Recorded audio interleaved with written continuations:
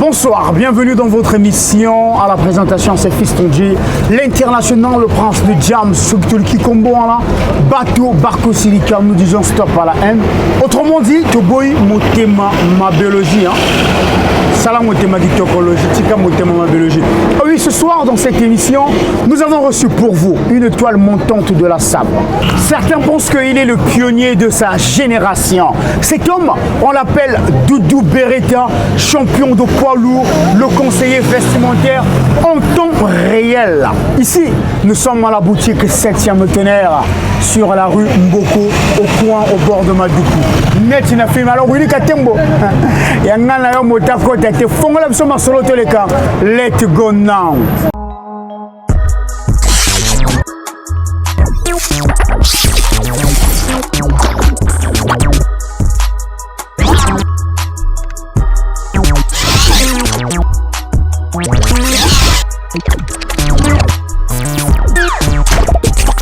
Comme il était annoncé sonore que ce soir, nous avions reçu pour vous Doudou Beretta, champion de poids lourd, le conseiller vestimentaire en temps réel. Ici, nous sommes à la boutique 7e tonnerre. Doudou Beretta, il est là. Doudou Beretta, il est là. Champion de poids lourd. Sommes entre champion de poids lourd. Bonsoir, Nénigo champion. Bonsoir, Fiston J. Bon, la cadre Raga, le but était de lutter contre le coronavirus. La cadre Raga. Sommes entre champions, tu peux t'asseoir. Ah, merci. Au Bogota, au Fanda, alors, Doudou Beretta, champion de poids lourd, Qui met un Fiston J? Santé Pépélé, hein? Pépélé. Activité, 7e tonnerre, tout ça là. Bon, avec le Covid, on essaie de tenir le coup, mais sinon c'est pas facile. Alors, Doudou Beretta, on le voit qu'aujourd'hui avec toi, tu vas reparler tout autour de ma chaussure. Chaussure, comment conserver une chaussure, ainsi que accessoires, où est ça que chaussure et se maintenir. Alors, Doudou Beretta, dans mon chose sans plus tarder pour que ma téléspectateur ma question est la suivante. Chaussures les devant Bissot, ma bien en coupe à chaussures ou type à chaussures comme on l'a. Bon. Déjà, Fiston J, merci Nengo Yambinga, ça fait un bout de temps que ça l'émission. D'accord, mais comme je viens de dire tantôt, ça fait un bout de temps qu'on n'a pas tourné ensemble. Ouais. Et aujourd'hui, tu es à la 7e tonnerre pour éclaircir certaines choses, précisément sur la chaussure. Hein. Oui. Donc, alors, chaussure Oyo, c'est une paire de lacets. C'est une paire de lacets, lacets diplomates, hein, au cola tango na occasion ébélé. Maintenant, ce qu'il faut développer, je ne sais pas. Je peux développer, mais je préfère na soukana nyona parce que na yebina ni ba question monsieur Zoya raté. Mais c'est une paire de chaussures lacées. Ok. Donc, on va les spectateurs pour comprendre Nengeni Doudou Beretta a développé pour la masolo. Surtout au moins il pèse en côté au benanga. Au benanga Fiston J au Doudou Beretta le ben les angotés. Au zong sayawa a roya au pèse sur le vrai combo à boro. Tous les cas. Alors Doudou Beretta, c'est toujours important parce que nous avons des choses, surtout nous les hommes, de par le monde, même dans Brazzaville, tu as des chaussures trop. Et bien là, tu as vu qu'on conserve les chaussures. Au cas où tu as des chaussures, même pas une année, chaussures égazées. Soit quand tu penses au mieux, le rôle est en makoso, ou bien sur une nengeni, le monde a pensé boucani na katikati. Donc maintenant, Doudou Beretta, est-ce que les lots, en tant que conseiller vestimentaire, en temps réel, étoile montante, il y a ça pour le Congo Brazzaville. Au Congo, expliquer comment on peut conserver une chaussure. Alors, pour bien conserver une paire de chaussures, déjà il faut avoir les accessoires. Les accessoires. Les accessoires, c'est quoi? Biloko ezali ko accompagner chaussures pour eumela. Ok. Par exemple, il faut zalana embouchoir. Embouchoir et ali et loko généralement biso bengakawa forme ezali bon ezali forme il y a Jean-Marc Weston, c'est vendu 80 €. Déjà il faut en forme. Pourquoi il faut en forme?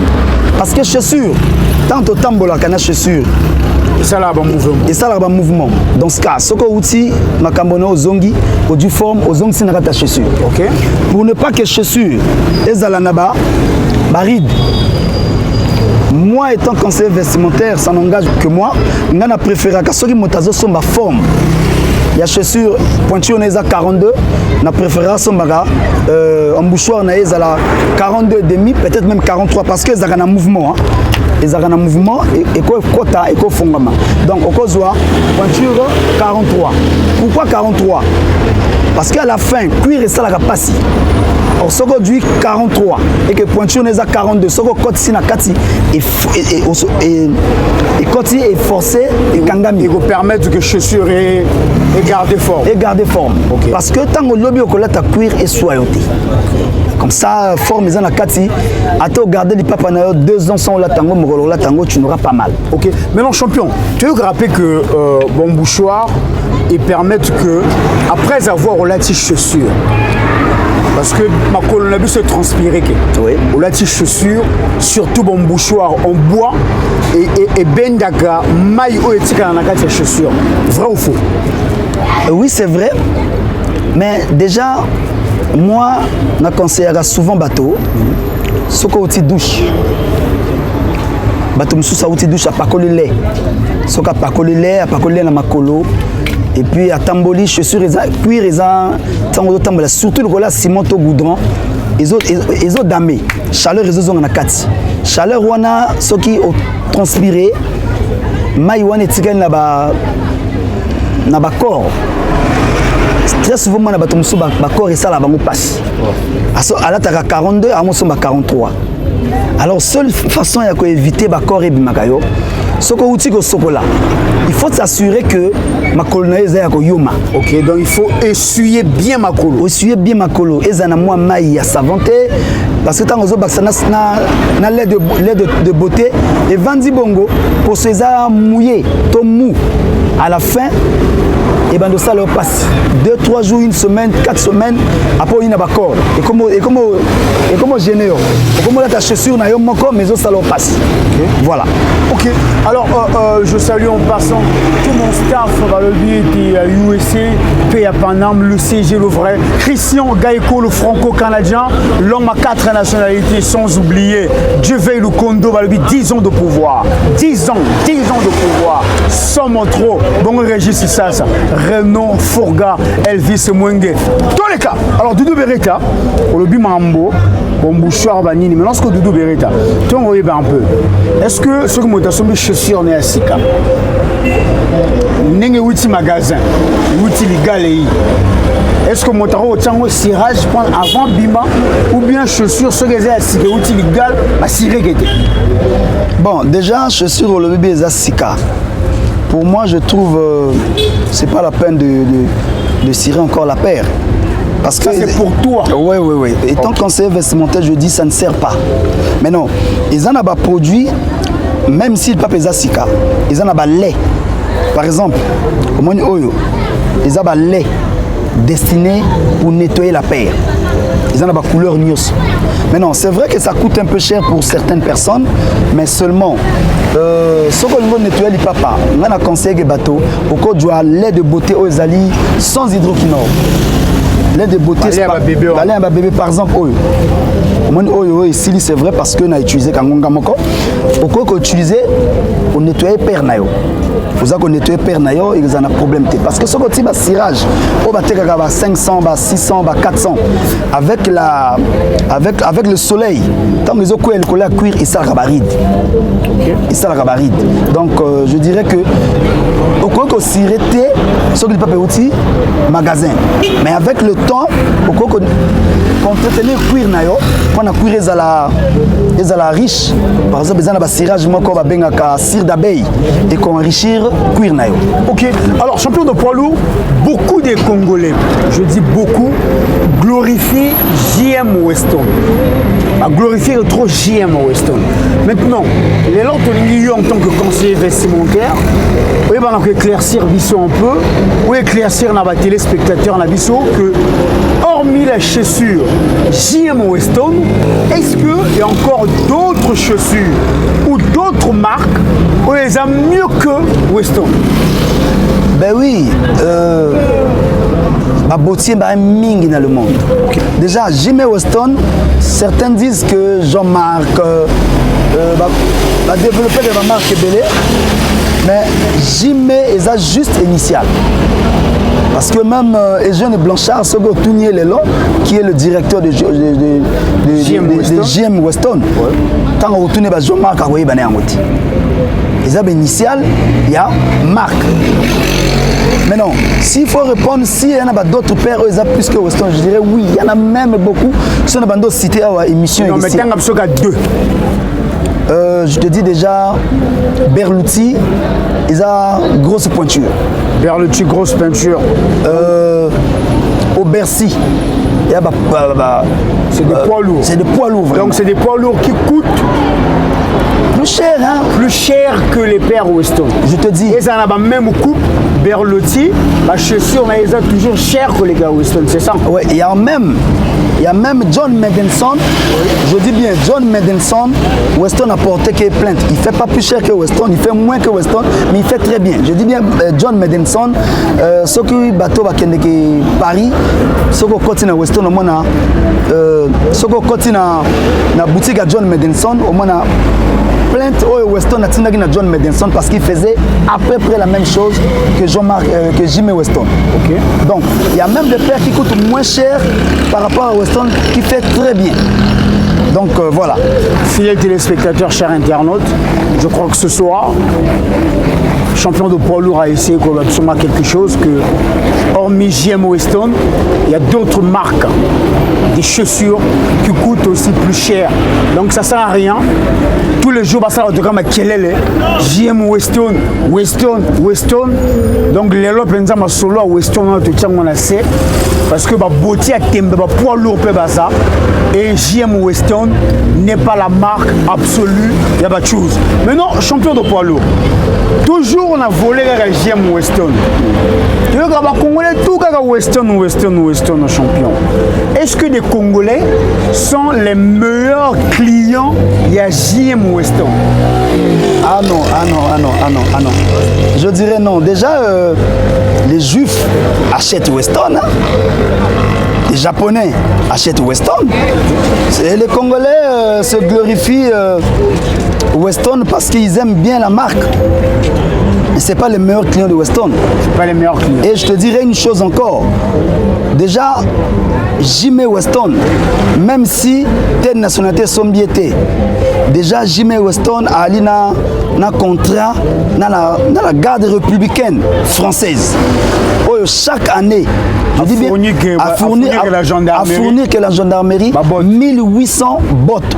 Il y a paire à Weston, dont la paire moi qu'ils ont revenu à 2000 €. Donc, Soko Betty, 1800 paires. Au multiplié, on a par 2000 € par année. Donc, même si Congolais sont bités, ils s'en fichent. Hein? Il fait ses bénéfices à côté. Donc, s'il faut répondre que les Congolais sont les meilleurs clients, je dirais non. C'est absolument faux. Ok, merci beaucoup champion de poids lourd. Je pense que réponse n'a et puis qu'on satisfaire staff n'a tout.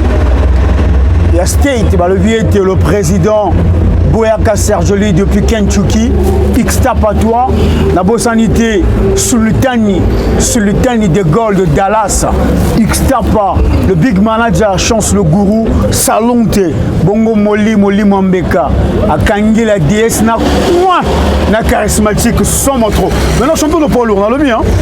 Est-ce que c'est vraiment nécessaire et que chaussures, tout, il faut un bouchoir? Je dirais oui, je dirais même c'est obligatoire pour moi parce que aujourd'hui si tu achètes un téléphone qui coûte 100 000 francs CFA et que tu mets pas le blindage et que ça glisse au même si tu es au père de 100 000 €, l'écran est cassé. Donc paire à chaussures, les chaussures coûtent cher. Déjà les chaussures ce sont les biloko badjora na soldité. Donc je pense que ce papa peut-être il y a 3 millions. En ce moment, bas c'est à Weston, il y a un croco, il y a 3600 €. Donc ça coûte rien, on sommes en bouchoir, il y a 80 € pour nous battre l'anglais ou mais là. Okay. Ouais, je dirais pour moi c'est obligatoire. Ok, maintenant champion en 4 gars, tout le monde a des accessoires. Tout le monde a des accessoires. Donc ça fait partie des accessoires et chaussures. Donc fidèles téléspectateurs, vous qui nous suivez en ce moment, c'est super important d'en avoir pour mieux conserver votre chaussure. Maintenant champion, tout le monde a ma brosse, aux différents types. Il y a ma brosse. Est-ce que vous pouvez expliquer le rôle? Il y a ma brosse. On a mon avis de brosse. Brosse Moreza Ngopandi. Mon avis de brosse Oyo. Est-ce que vous pouvez expliquer le rôle? Il y a ma brosse. Oui, alors. Ma brosse, ils ont un rôle ébélé. Ma brosse, ils ont un rôle vraiment ébélé. Ils ont une sorte ébélé parce que toi, on a présenté qu'à deux par manque d'espace. On a une brosse oyo. Ils ont une brosse oyo. Tout le monde a brossé que soukito bilamba non. Ma brosse oyo, c'est fait pour nettoyer cuir. Tu vas remarquer que c'est mou pour nettoyer cuir. Mais nous avons nettoyé cuir. Nous sommes na gant. Ils ont un gant pour nettoyer. Mais non, ça aussi c'est pour brosser na brosse oyo. Au moins une brosse oyo, au moins une différence nango. Ça dit ça c'est fait parce que c'est fait pour nettoyer entre semelle na cuir. Moi tant que brosser et okotati na kati. OK, bon ça va poussière parce que totambolaka, ils ont na poussière et kotaka na kati ya entre semelle na cuir. Mais on a brosse oyo, sogoti tu vois qu'ils ont kotate. Alors que oyo il faut glisser katembo nzambe ba réalisateur soko ozo zoomer bien. Donc tant ozo brosser glisse angele au moment que exact glisser et là sable nyos. OK. Voilà, si pour répondre à ta question, je pense que c'est ça. OK. Maintenant tout le monde a payé pour se expliquer tout c'est quoi. Bon. Au moni batomsu bagana ba chaussure na bango. A la chaussure na mingi e umeli. Mais azomo nango ekomi ko beba. Alors que cuir na nyeza makasi. Mais pour nettoyer cuir on est zonga propre. Il faut que nettoyer un dissolvant. À cause du cas dissolvant, on un peu partout. Il y a pembe. À Django, na chiffon moko. On est vraiment coton. À cause qu'on nettoie cuir bien. À frotter, comment on a que salité, toba cirage ya kalawana et que longola cuir et que zonga propre. Et à partir de là, à côté qu'on soit lin de beauté. Les sans hydroquinone à quoi cirer et à ressentir que le papa est vraiment très bien. Ok. Ah oui, fiston Dieu, au mani chose PO, tu as remarqué que ça moulai. Ça dit mundela ça la chose PO à moulai boy. Les ana batum suba na problème à cheville. Les ana batum suba na problème à ventre. Donc Ali étouffé pendant la tali papa na chose pied et que étouffé. À cause de l'arrêt cardiaque à quoi. Donc au lieu que Avanda ce qu'a télémi à cause de sa chose pied mbalamoko à la chaussure. OK. À cause de la peine à problème à cheville. À cause de la paix handicap. Chose pied à moulai oyo ils ont joué un rôle tout wana. Donc Tinani basala chose pied oyo yango wana. Merci beaucoup champion. Je pense que l'explication on prend la chose pied et puis que ça la plaisir. Na ba tout de partout. La bonne sanité Rita la belle, la vraie chérie depuis Arve. Bongo le président Jos Monamada de Casa, na South Africa, Cape Town, boss Ndebeka, Pierre Via Darcy la Sorbonne, maman Viviane, l'écran géant de l'éducation, Little Step au collège, na Cape Town Wana, Somantro, le big manager Fabrice Ngoma, la boss était triple boss Kevin Makauti, Fabrice Obombi, Salunte. Alors champion de polo, tout le monde y paie. Il y a un accessoire moko. Ils ont plastique, sans plastique. Tu peux expliquer de quoi il s'agit, c'est quoi plastique? Avant de répondre à tout nayo qui pesi moi bambote nako souhaiter pena pesa mbote depuis Paris, le Cassador Osiris Akobo, na pesi na Gladys Koumou et puis na pesi na na privé de Solara bien Arthur Londas. Okay. Donc, pour répondre à ta question, on m'a dit plastique aux accessoires très important. On m'a dit natanga bamvula mutwako longola lipapa ne ya valeur. Asomaka ngo cher alingi yango trop akokota na maïté. Alati lipapa longoli. Azokota na mai mais makolongulu. Or que na mai azako risquer nyata batenson, anyata courant, anyata biloko oyo eko boma vie na ye. Pona lipapa.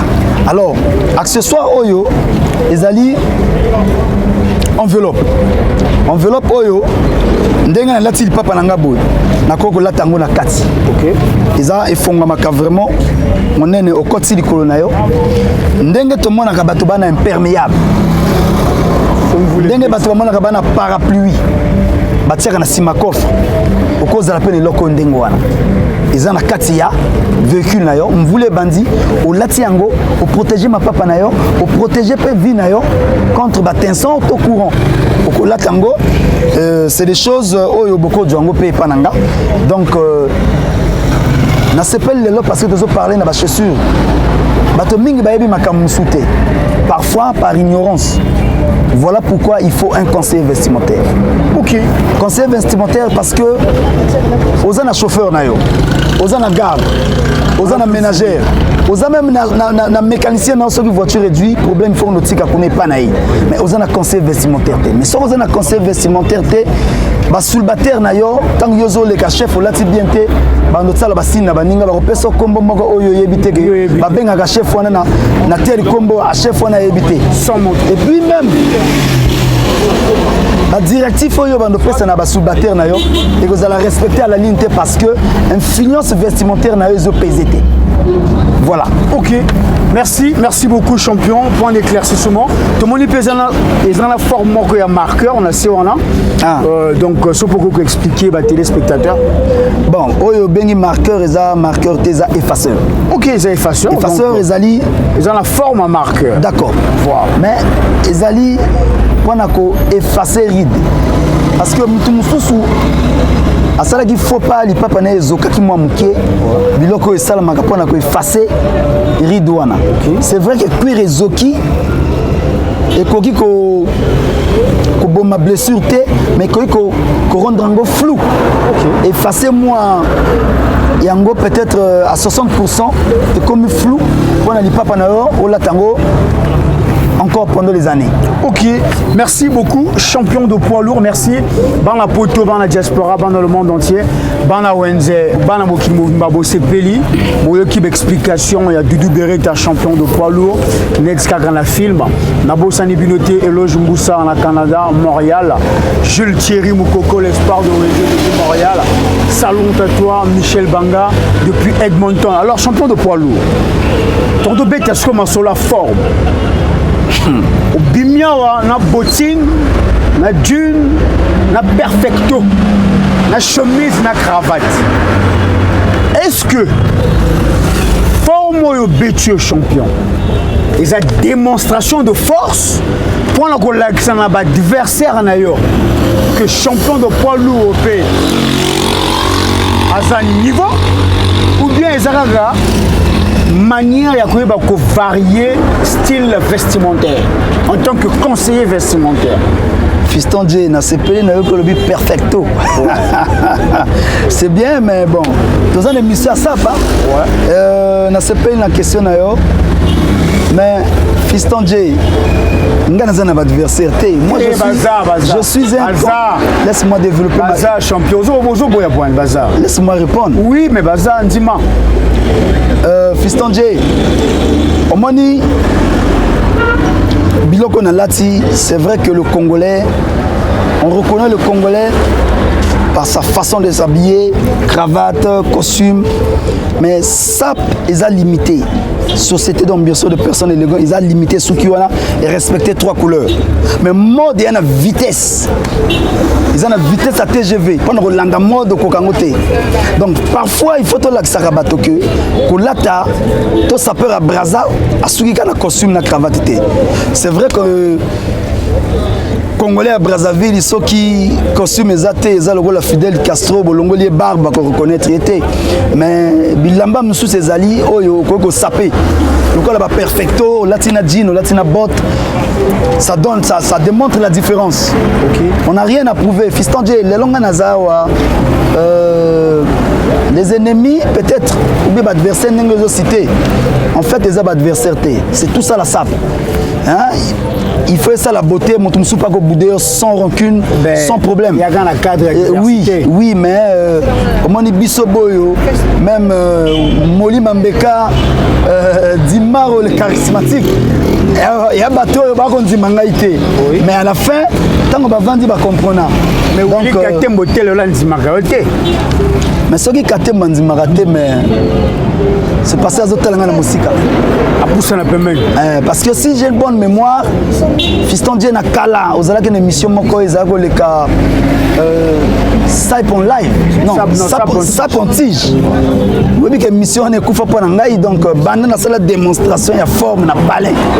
Tant que vous avez tout qui m'a émission, il y a un bras, d'ailleurs, les autres comme à la télé Congo, chaîne nationale. Donc, on est à Makambeleka, Tokoli, on a pris de l'âge, on a maintenant d'autres responsabilités. Tokolo Belarasuma, on va guerre. Ok, maintenant champion de poids lourd.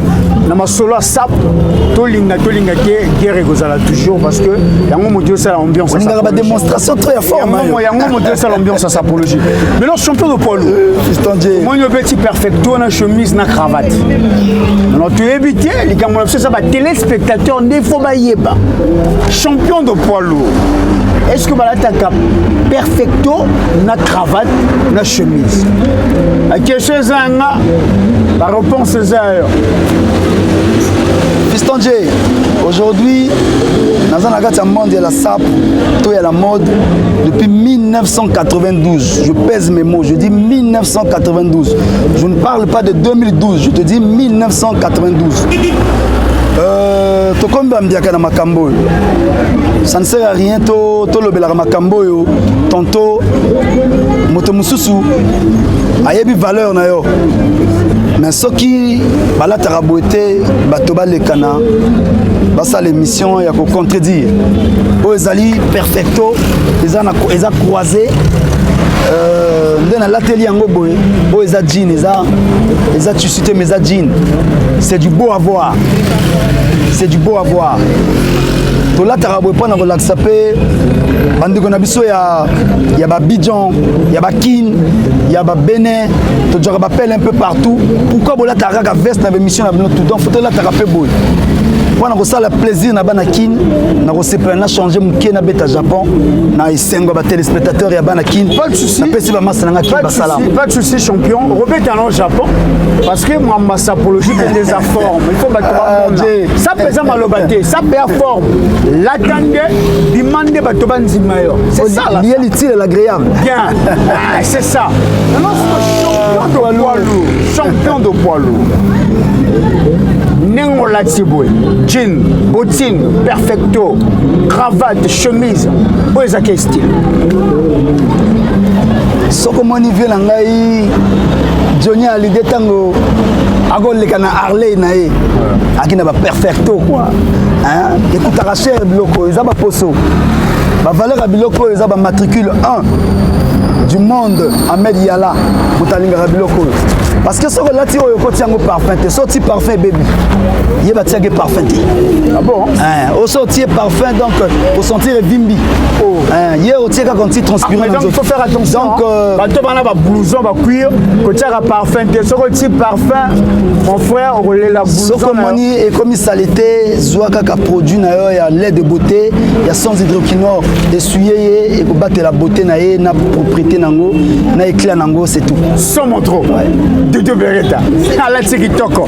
Balo bien te masolo lelo zaka masolo ba forme na ba choose. Doudou Beretta lelo bien émission na ba perfecto ba jean na ba bottine. Alors bien qu'il faut côté Japon. Azo côté Japon pour la nini.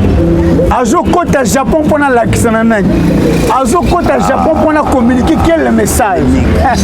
Ce que tu le dis comme moi là, bateau ba Costa Willy Katembo, Richongele. Dans le cas.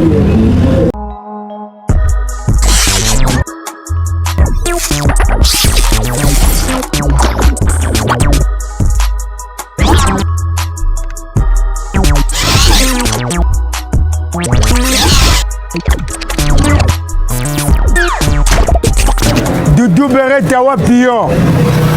Dans la Simatango. Sans trop. Ah, Doudou Beretta. Fiston J.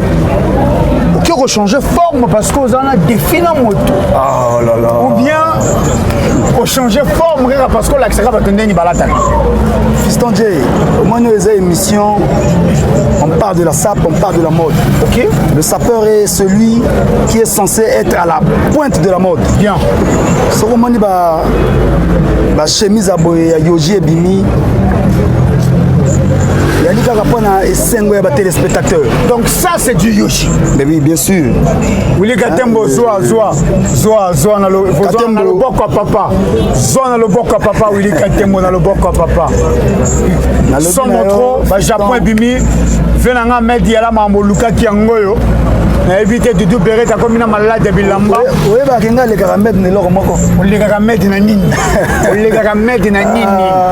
Champion. Ça dit Fiston J na webi solo moko. Nga les caramètres ya na leur moko. Les caramètres ya na nini. Yema d'accord les caramètres ya na Congo yo. Ma caméra ngwana loba. Matricule 1 mondial à Mediala. Ouais. Moko musuto vanda loba na ngai. Obi que les caramètres leur moko. Nini lisusu. Et leur moko nga l'équipe nga na jeune. Sans trop. Il y a les gens na bloc. Yo les gazef ngalo, les gazef on a la forme. Bon. Ce que vous mixanga na bazef, il y a le c'est le propriétaire de tous mes dossiers. Salut TV. Donc Fiston J, il fallait un plaisir. Au petit boire, au petit chemise à Yoji, au petit net tissu na golf. Na bavette. Netikaka. Maintenant champion de poids lourd. Tu es bien il y a un cadre à ça, pour un cadre à mode parce que mode des ans vitesse nango. Tu es bino va Congolais à Brazzaville, va sapeur à Brazzaville. On a ba veste. Ouais là qui n'a perfecto.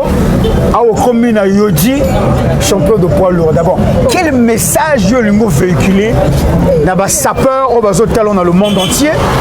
Né à Brazzaville. Champion de poids lourd. Alors, Fiston J, comment dit message pendant que vous véhiculez et dit que les sapeurs, il y a Congo Brazzaville, parce que quand on a limite, il y a vestité. Il y a un pasteur. Oui, que le pasteur, il y a un sapeur. Tu développer ma caméra dans la mission sous le sur le chaussure. Mais na profiter nga pena pesa moi salam na vie na ngai alinganga trop akomela ngai Freddy Yoka na Yann Mouli Mambeka omani ça peut souki na costume té. Pour être beau faut faire des recherches. Fiston parfois tu bomara ba méga na ba 1 heure 2 heures pendant que je cours par correspondant na ba YouTube. On fait des recherches. Je suis une valeur, c'est parce que je fais des recherches sur l'habillement, sur la mode. J'en sais quelque chose. Je suis bien assise, vraiment dans le domaine nanga. Mutakoya Rolobananga likamususu ambriengate. Ok, Mutakoya Rolobananga yebi makambo bien. Doudou Beretta, est-ce que ma bête chemise ya bonnet tissu na golf? Eh oui. Dans la peau de Fiston J, l'attaque tissu Siamon. Oui. J'ai fait ça exprès parce que les gens pensent, d'abord, c'est une paire de golf de chez Weston. Ouais. Golf est à lacé. Ok? Golf est à lacé. Les Congolais à Brazzaville, je dis bien, les Congolais à Brazzaville, pensaient que golf, il faut des jeans, des kaki. C'est vrai, personnellement, golf n'a costume, mais ça se porte. Pourquoi? On a bêté au Japon. Les Japon, banakin ba ebi makamona zoloba. Tango mona ga yoji et moko tanga lataka ma papa na ye et ala tango na ba tissu parce que la mode ba congolais à Brazzaville lataka c'est des couleurs éclatantes. Hein? Bazola ta ba couleur moko dégager vibration moko attirante. Mais soto le beli peut mode bien. Que la mode elle-même elle est en noir et blanc. La mode elle-même elle est en noir et blanc. Parce que ce que tu as couturier à dans le monde, tant que noir et blanc. D'avoir les Japon la cérémonie. Non. Attention. Noir et blanc, il y a des couleurs, il y a souka. Le noir représente présence et puis Pembezo représentait l'ensemble vide. Encore là, on a la couleur tout. Pour développer ma cambouane et ma camoussoussou. Sans mon trop, champion de poids lourd, nous sommes derrière le temps. Pour développer ma solo un peu plus tard dans les prochaines émissions. Parce que tu as sous ma solo pour développer ces bélés. Puis tu as vu que oui, mais tu sais que spectateurs en a vu sur ma solo, on a vu sur ma reposer ma question. Maintenant, champion de poids lourd, tu es un Congolais, conseiller vestimentaire. Un ami à toi, un frère à toi, Congolais, un jeune Congolais, qu'on appelle Gladys Koumou, a vu qu'on lançait marque de chaussures, où il y a un marché, Bespoke Shoes. Bespoke Shoes. Bespoke Shoes African Spirit. Ouais. C'est-à-dire chaussures haut de gamme, hein, fait sur mesure. Mais esprit africain quoi, la carte comme la culture en beaucoup maintenant champion tant appelé son message on a cassé les lignes naï. Ouais man message on est parce que depuis nous va congolais au bout de trop. Au thème ma bébé nous va congolais. Gladys Koumou il sait très bien que Azana soutient Nanga.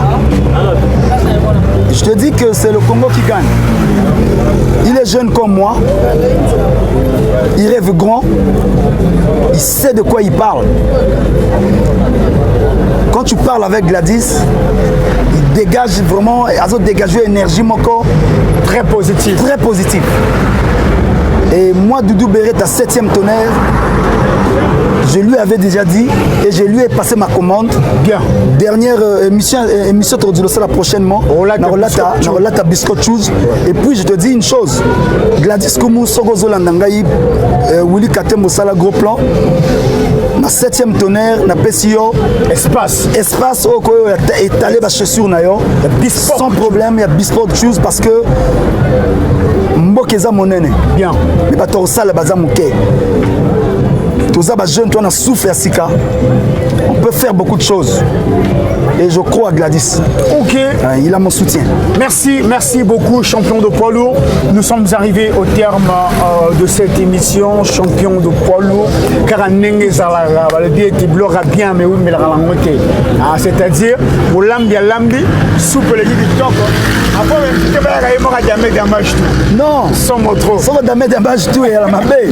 Parce que ma mère fait ma lamba, la déesse, la déesse Marina, donc bazo bois kabilon na bango kala mingité.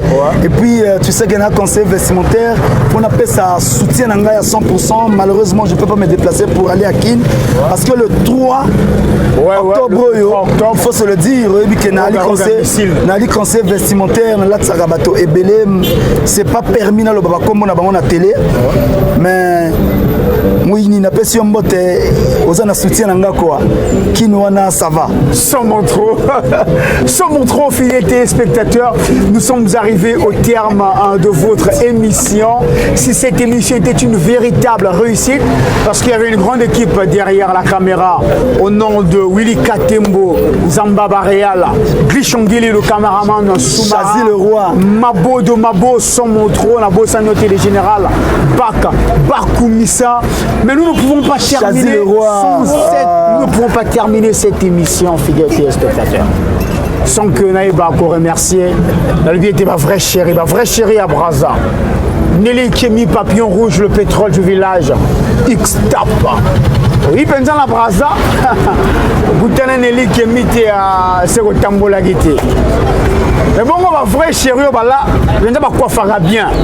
Salon le Quito, il y a un croisement, avenue des Trois Martyrs, avenue de la Tchémé, la coin à Rompouya. Les deux associés, Grâce Pascal Ngobona, Alpha Barit, Salon T, aux vrai chérie, les cas on a sur la bête en make-up, Tango Bima, à Willy Katemo Bagolela. Sans moto, mais bon, mon sponsor officiel là. Sponsor officiel. Le billet était 3 fois filtré. Maman jus d'orange. Maman Nabiso, Karine Okombi. Salon. Bon, papa me tient malam. Papa Bisson en Zototé. Papa Bana. Empereur, on a Bacoste. Papa Nabiso, Jean-Dominique Okemba, Moranzambe. Et Monsieur Sili. Willy, dans le lobby. Choporo. Et Sili. Sans